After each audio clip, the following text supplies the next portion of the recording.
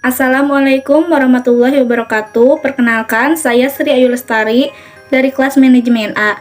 Di sini saya akan menjelaskan materi tentang International Financial Market atau sering disebut dengan pasar keuangan internasional.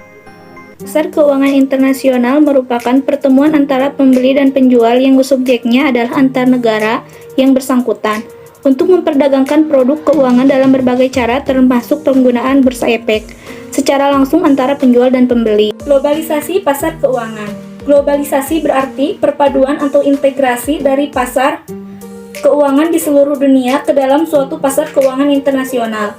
Faktor-faktor yang mendorong terciptanya integrasi pasar keuangan yaitu: yang pertama, deregulasi atau liberalisasi pasar serta kegiatan anggota pasar pada pusat keuangan utama. Yang kedua, perkembangan teknologi yang memungkinkan pengawasan pasar dunia, pelaksanaan pesanan serta analisa kesempatan keuangan. Yang ketiga, kenaikan institusionalisasi pasar keuangan. Pengelompokan pasar keuangan dunia. Pada pengelompokan ini dibagi menjadi dua bagian. Yang pertama, pasar internal. Pasar internal disebut juga pasar nasional. Pasar ini dibedakan menjadi pasar domestik dan pasar asing. Pasar domestik merupakan pasar di mana perusahaan-perusahaan penerbit sekuritas berdomisili di negara tersebut. Pasar asing merupakan pasar di mana dilakukan jual beli sekuritas dari perusahaan yang tidak berdomisili di negara tersebut. Sekuritas asing diatur oleh pihak berwenang di negara di mana sekuritas tersebut beredar. Yang kedua, pasar eksternal. Pasar ini disebut juga pasar internasional, meliputi sekuritas dengan karakteristik sebagai berikut. Yang pertama, pada saat diterbitkan, sekuritas ini ditawarkan secara terus-menerus kepada investor di berbagai negara, dan kedua, sekuritas tersebut dikeluarkan di luar yurisdiksi suatu negara. Pasar eksternal umumnya disebut offshore market atau lebih populer dengan sebutan euro market. Keragaman pasar keuangan internasional. Yang pertama, pasar euro currency. Pasar ini mempermudah pengiriman anggaran internasional, terlebih lagi yang mempunyai durasi kredit. Dalam pasar ini, bank-bank komersial menggunakan perantara, yaitu menerima simpanan berjangka pendek dalam bermacam mata uang. Setelah itu menggunakan uang ini untuk disalurkan dalam pinjaman yang berjangka pendek juga. Yang kedua, pasar euro kredit. Pasar ini melayani bagian ekonomi yang kekurangan anggaran, terutama dalam angsuran jangka menengah. Ketentuan pinjaman waktu menengah umumnya lebih dari 1 tahun, serta periode jatuh tempo biasanya 5 tahun. Perbandingan penting antara angsuran di pasar euro kredit serta euro currency merupakan pada waktu durasi kreditnya. Yang ketiga, pasar Eurobond. Pasar ini memudahkan transfer dana jangka panjang dari pihak yang kelebihan dana kepada pihak yang kekurangan dana. Dengan kata lain, pasar Eurobond mengisi kekosongan penyediaan dana jangka panjang yang tidak dapat diberikan pasar euro currency dan euro kredit. Yang keempat, pasar modal internasional. Pasar ini melayani transfer dana jangka panjang dalam wujud investasi equity atau equity investment. Yang kelima, pasar currency swap, futures, options, dan forward. Transfer dana internasional dalam pasar keuangan internasional seringkali menempatkan para pelaku ekonomi dalam kondisi mudah menderita risiko falas atau risiko suku bunga. Risiko ini dalam praktik dapat diminimalisasi melalui pasar currency swap, futures, option, serta forward. Motif menggunakan pasar keuangan internasional. Terdapat beberapa motif terjadinya pasar keuangan internasional yang menjadi alasan terjadinya transaksi keuangan antar negara. Di antaranya yaitu: yang pertama, motif untuk memberikan kredit dalam pasar asing.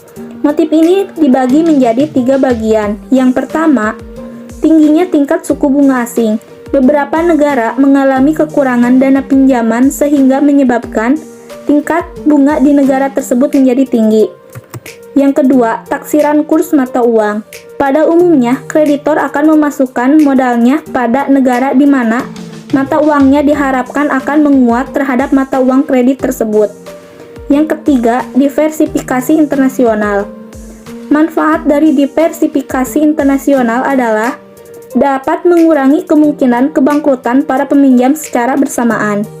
Yang kedua, motif untuk meminjam dari pasar asing. Motif ini dibagi menjadi 2 bagian. Yang pertama, tingkat suku bunga yang rendah.